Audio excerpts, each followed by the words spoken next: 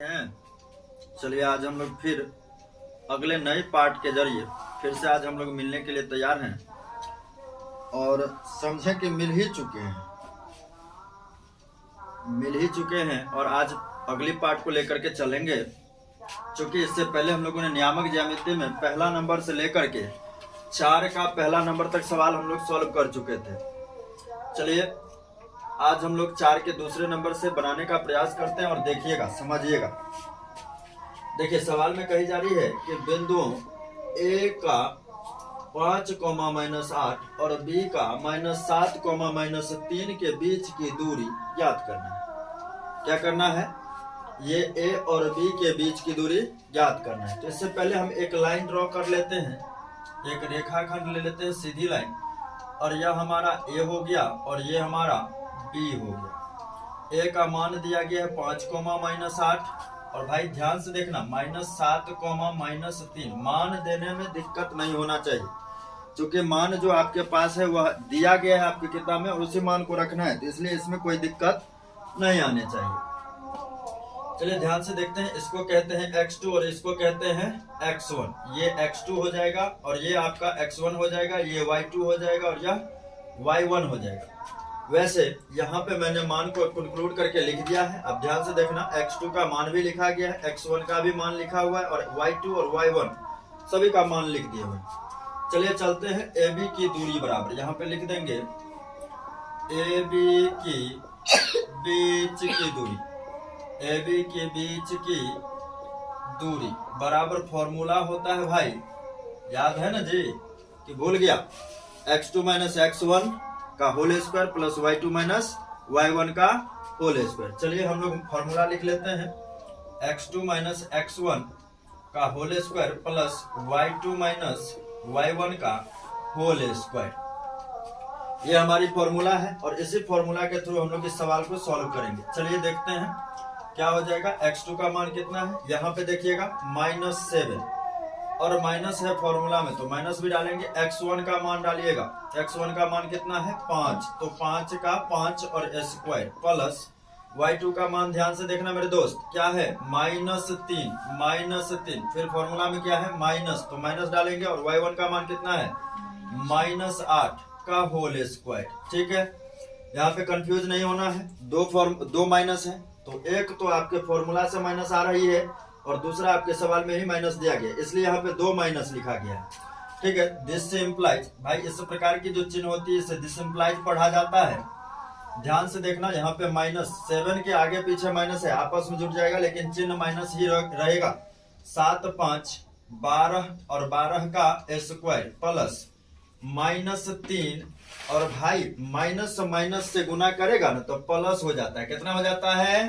Plus हो जाता है। आप लोग तो समझदार है फिर भी बतावे पड़ता है। ठीक है, माइनस प्लस हो जाता है। ठीक है, ध्यान से देखना मेरे दोस्त, 12 का स्क्वायर कितना हो जाएगा? क्योंकि यहाँ पे माइनस है, माइनस का स्क्वायर प्लस बन जाता है, माइनस का स्क्वायर प्लस बन जाता है। कई बार बताया है माइनस का स्क्वायर प्लस बन जाता है। तो यहाँ पे क्या हो जाएगा? 12 का स्क्वायर 144 होता है। खैर हम आपको गुना करके भी बता देते हैं, 12 गुने 12 और माइनस का स्क्वायर तो प्लस बन गया, फिर प्लस है तो प्लस, भाई -3 है प्लस 8 है तो यह 5 हो जाएगा। कितना हो जाएगा? 5 हो जाएगा। तो क्या हो जाएगा? 5 का स्क्वायर यानी कि 5 गुने 5, फिर से क्या होगा? रूटेंडर 12 गुने 12 गुना कर लीजिएगा ना जी, तो 144 आ जाएगा और 5 गुने 5 तो 25 आ जाएगा। और फिर जब इसको आप जोड़ेंगे दिस इम्प्लाइज का चिन्ह, यहाँ भी दिस इम्प्लाइज का चिन्ह होगा, जब जोड़िएगा तो यह हो जाएगा आपका 5 और 169। कितना हो जाएगा? 169 मेरे दोस्त 13 का ही स्क्वायर होता है, इसलिए आप यहाँ पे लिख देंगे 13। क्या लिखेंगे? 13 इकाई। क्या लिखेंगे? 13 इकाई। और यह आपका आंसर हो गया।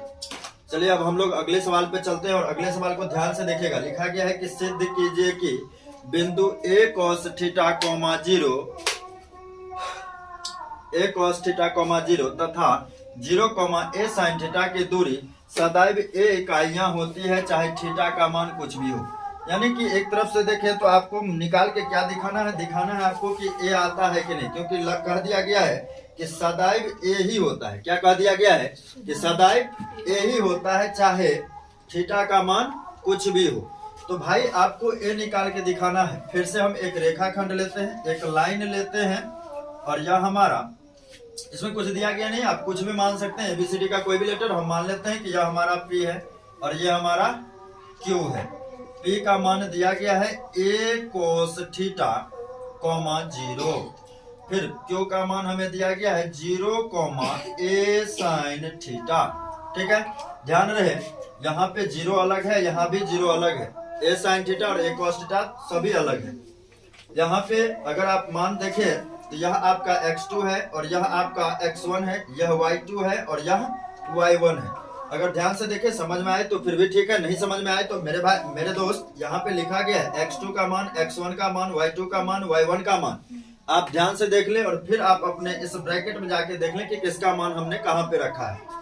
फिर हम लोग दूरी की फॉर्मूला से चलेंगे और दूरी का फॉर्मूला आप लोगों को पता होगा क्या होता है। यहाँ पे लिख भी देते हैं पी क्यू के बीच की दूरी, नहीं तो सीधा कर लीजिए ना, क्या दिक्कत है भाई, फॉर्मूला लगा दीजिए। क्या होता है फॉर्मूला, x2 माइनस x1 का whole square plus y2 minus y1 का होल स्क्वायर। ठीक है, हमने मान पुट कर दी। चलिए अब इस पे मान पुट करेंगे। क्या करेंगे, मान पुट करेंगे। x2 का मान कितना है 0, तो 0। फिर फॉर्मूला में माइनस है, माइनस डालिए। x1 का मान कितना है a cos थीटा, क्या है a cos थीटा का स्क्वायर प्लस y2 का मान कितना है जी, y2 का मान a sin थीटा है, क्या है a sin थीटा। फिर माइनस है फॉर्मूला में तो माइनस डालिए और y1 का मान कितना है 0, तो 0 डालिए, का स्क्वायर करिए। मेरे दोस्त अगर आप ध्यान से देखें 0 में से किसी भी चीज को घटाइएगा तो उतना ही होता है जितना हुआ है, इसलिए यहाँ पे ध्यान से देखें तो 0 माइनस ए कॉस थीटा, तो यहाँ पे सीधा माइनस ए कॉस थीटा हो जाएगा और यहाँ पे कितना हो जाएगा ए साइन थीटा। तो चलिए करके देखते हैं और करके देखने पे पता चलेगा कि क्या मान आ रहा है। देखिए क्या होगा, माइनस ए साइन थीटा का होल स्क्वायर प्लस क्या होगा ए साइन थीटा, सॉरी यह कॉस थीटा है मेरे दोस्त, तो ये क्या है कॉस थीटा और यह क्या है ए साइन थीटा का होल स्क्वायर। चलिए मेरे दोस्त अब इसको यहां से हम बनाना चाह रहे हैं, बनाने जा रहे हैं, ध्यान से देखिएगा। अच्छा माइनस का स्क्वायर है तो वह तो प्लस बन जाएगा ना जी, माइनस का स्क्वायर प्लस बन जाएगा तो क्या होगा ए का स्क्वायर, क्या होगा ए का स्क्वायर और कॉस स्क्वायर थीटा प्लस क्या होगा ए स्क्वायर और साइन स्क्वायर थीटा। ठीक है, इसके बाद ध्यान से देखना ए स्क्वायर को हम कॉमन कर लेते हैं, बच जाएगा cos square theta plus sine square theta. और उम्मीद है कि आप लोग ट्रिगोनोमेट्री पढ़े हुए होंगे, तो वहां पे पढ़े हुए होंगे sine square theta plus cos square theta बराबर 1 होता है। कितना होता है 1 होता है। तो यहाँ पे कितना हो जाएगा रूटेंडर ए स्क्वायर गुने 1, तो फिर से निकल के आएगा आपको ए स्क्वायर और बाहर निकालिएगा तो ए इकाई। चलिए यह भी हमारा सवाल बन गया है। अगला सवाल पे चलते हैं और जरा ध्यान से देखना मेरे दोस्त, यहाँ पे ये 2 लिखे हुए हैं, कितना लिखे हुए हैं 2 माइनस 2, कितना लिखे हुए हैं -2।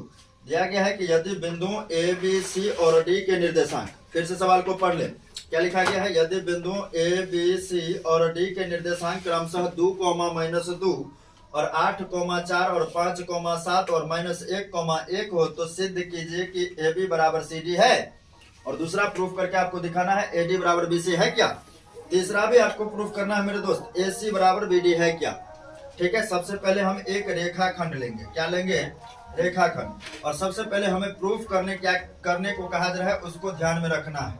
चलिए इसे ए मान लेते हैं, ठीक है, और ए का मान हमें दिया गया, कितना दिया गया है 2, -2, ठीक है, और इसे बी मान लेते हैं मेरे दोस्त। बी का मान कितना है 8, 4, कितना है 8, 4, और सी मान लेते हैं, सी का मान कितना है मेरे दोस्त 5, 7, कितना है 5, 7, और इसे लास्टली हम डी मान लेते हैं और डी का मान हमारे पास है -1, 1, ठीक है। यह 4 मान हम लोगों ने मान लिया। अब हम देखेंगे सवाल में हमसे कही क्या जा रही है। सवाल में पहला तो कहा जा रहा है कि ए निकालिए ए बी बराबर सी डी, तो सबसे पहले ए बी का मान लेंगे फिर सी डी का मान लेंगे, ठीक है।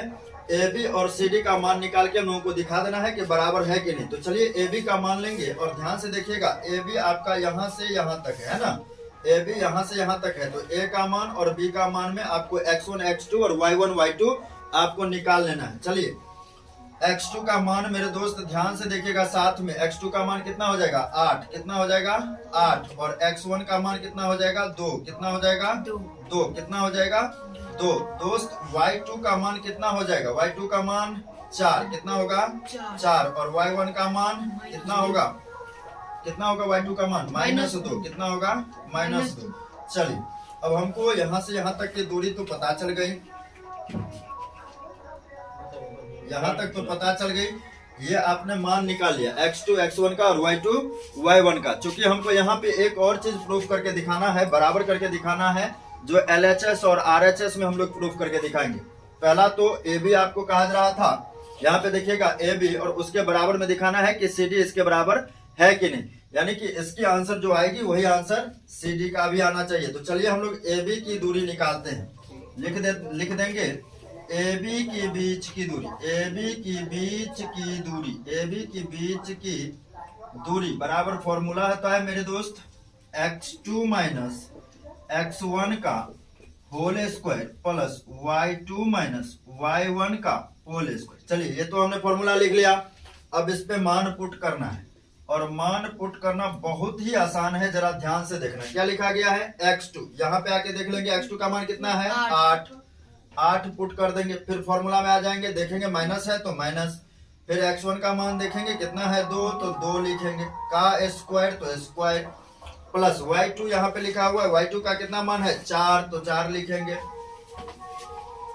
फिर फॉर्मूला में माइनस है तो माइनस लिखेंगे, फिर y1 का मान ढूंढ लेंगे, y1 का मान कितना है -2, कितना है -2, कितना है -2 का स्क्वायर कर देंगे। मेरे दोस्त यहाँ पे कंफ्यूज नहीं होना, 2 माइनस है, एक फॉर्मूला से आ रहा है और एक सवाल से आ रहा है। तो चलिए इसे और सॉल्व करते हैं।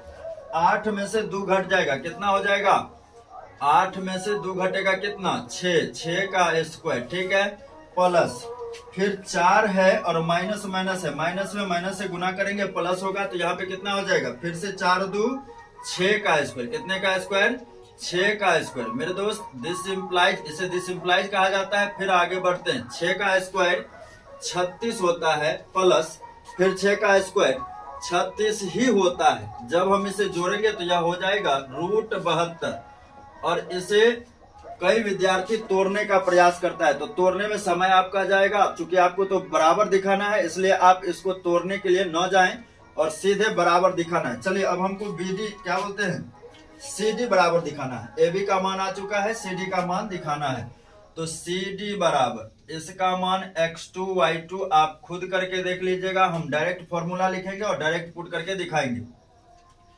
x2 माइनस x1 का square plus y2 minus y1 का होल स्क्वायर। चलिए देखते हैं इसका मान क्या होगा। आ जाते हैं सवाल में, चूंकि हम CD में निकाल रहे हैं। किस में निकाल रहे हैं CD में। C वाला पॉइंट आपका ये है और D वाला पॉइंट ये है। x2 का मान कितना है -1, तो आप यहाँ पे -1 लिखेंगे, फिर फॉर्मूला में माइनस है तो माइनस लिख दीजिए, फिर x1 लिखा गया, और ध्यान से देखिएगा x1 का मान आपका 5 हो जाएगा, कितना हो जाएगा 5 हो जाएगा, पूरा का स्क्वायर कर दीजिए, फिर प्लस है तो प्लस, फिर y2 लिखा गया, ध्यान से देखिएगा y2 का मान कितना है आपके पास 1 है, 1 लिखेंगे, माइनस है फॉर्मूला में माइनस लिख दीजिए, y1 का मान आपके पास 7 है, 7 लिखिएगा, और पूरा का स्क्वायर है तो पूरा का स्क्वायर डाल दीजिए। दिस इम्प्लाइज मेरे दोस्त यहाँ पे 1 के आगे और पीछे दोनों जगह है माइनस है, तो चिन्ह माइनस का ही होगा, लेकिन आपस में जुटेगा तो यह 6 का स्क्वायर हो जाएगा, 5 1 6 का स्क्वायर हो जाएगा, प्लस है तो प्लस, और 1 में से 7 घट रहा है तो यहाँ पे भी -6 ही आएगा, तो स्क्वायर कर दे। और जैसे कि हमने आपको बताया था मेरे दोस्त, क्या बताए हुए थे कि माइनस का स्क्वायर प्लस बन जाता है, क्योंकि माइनस गुने माइनस प्लस होता है, इसलिए यह 6 का स्क्वायर 36 होगा, फिर 6 का स्क्वायर 36 होगा, और ध्यान से देखना 36 को जोड़ देंगे कितना आ गया 72।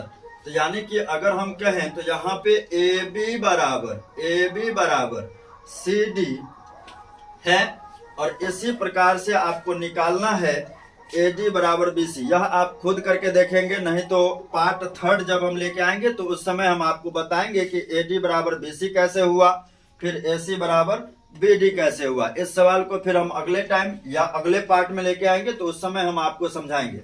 यहाँ पे जगह नहीं था इसलिए मैं इसे यहीं पे छोड़ रहा हूँ। और जैसे मैं पहला पार्ट को क्लियर किया हूँ, ठीक इसी प्रकार से आपका बी वाला पार्ट भी क्लियर होगा और सी वाला पार्ट भी क्लियर होगा। चलिए अब चलते हैं हम लोग 6 का पहला नंबर सवाल। लिखा गया है कि यदि बिंदुओं a,5 और 3,3 के बीच की दूरी 8 इकाइयां हो। यहाँ पे थोड़ी समझने की बात है। कह रहा है कि यदि बिंदु इतना यानी कि a,5 और 3,3 के बीच की दूरी, अर्थात इसके बीच में ही 8 इकाइयां हैं, यानी कि इन दोनों के बीच की दूरी, तो सिद्ध करना है हम लोगों को a बराबर 3 ± 2 √ 2। चलिए देखते हैं, इसे बना के देखते हैं और बनाने पे समझ में आएगा। पहले तो एक रेखाखंड लेते हैं, एक लाइन ले लेते हैं, इसे मान लेते हैं कि यह P है और यह Q है। बेसिकली हम P और Q लेकर के चल रहे हैं। आप किसी भी ABCD का कोई भी लेटर लेके चल सकते हैं। एक P का मान दिया गया है a,5, तो a,5 लेंगे। Q का मान दिया गया है 3,3, तो 3,3 लेंगे।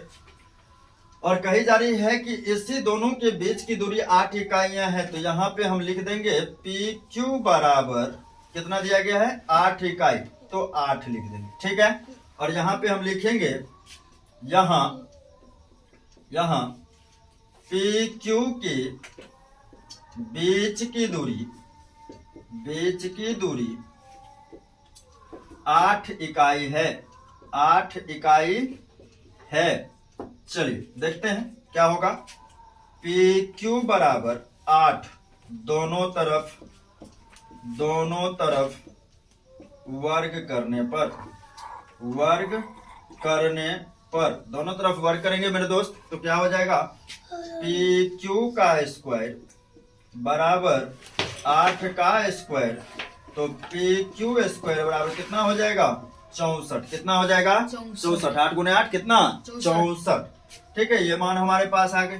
अब हम चलते हैं फॉर्मूला से, दूरी की फॉर्मूला से। और दूरी का फॉर्मूला जो होता है वो आपको पता होगा, x2 - x1 का whole square plus y2 - y1 का होल स्क्वायर बराबर PQ स्क्वायर। चूंकि PQ का मान हमें दे दी गई हुई है, इसलिए हमने यहाँ पे PQ स्क्वायर लिया, ठीक है।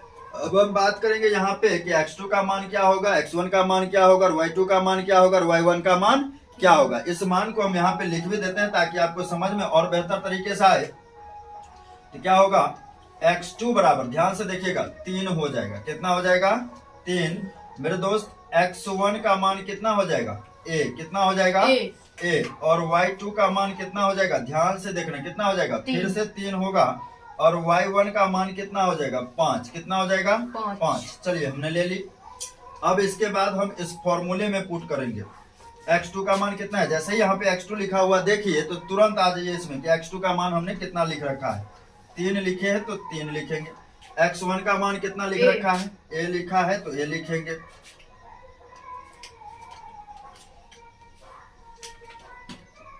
ठीक है। a लिखा है तो a लिखेंगे, का स्क्वायर तो स्क्वायर प्लस y2 का मान मैंने क्या ले रखा है 3, कितना ले रखा है 3, माइनस है तो माइनस। y1 का मान मैंने क्या ले रखा है 5, तो 5 का स्क्वायर, ठीक है, बराबर PQ का स्क्वायर। तो PQ का मान हमारे पास आ चुका है 64। कितना आ चुका है 64, हमने 64 लिख दिया, ठीक है।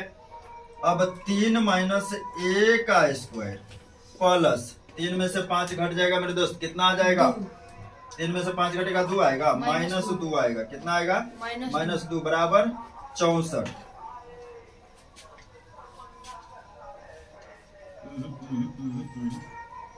सॉरी, यहाँ पे मैंने x2 और x1 का मान गलत रखा है, फिर से ध्यान से देखना, यहाँ पे मान गलत रखा गया, फिर से ध्यान से देखना। इसे मैं मिटा दे रहा हूँ ताकि आपको समझ में आए। यहाँ पे x2 का मान a होगा, x2 बराबर a, x1 बराबर कितना हो जाएगा 3, y2 का मान कितना हो जाएगा 5, और y1 का मान कितना हो जाएगा 3, कितना हो जाएगा 3। चलिए अब हम यहाँ पुट करते हैं x2। जैसे ही आए फॉर्मूला में देख लीजिए x2 है तो x2 का मान मैंने यहाँ पे लिख रखा है ए लिखेंगे, फिर माइनस है तो माइनस, x1 का मान 3 है तो 3 लिखेंगे, का होल स्क्वायर है तो होल स्क्वायर। फिर y2 का मान ध्यान से देखना, 5 है तो 5 लिखेंगे, माइनस है तो माइनस लिखेंगे, और y1 का मान 3 है तो 3 लिखेंगे। अब बराबर PQ का मान मैंने लिख रखा है 64। ये पहले ही हम लोगों ने कैलकुलेट कर रखा है, इसलिए यहाँ से डायरेक्ट PQ का मान 64 ले लिए।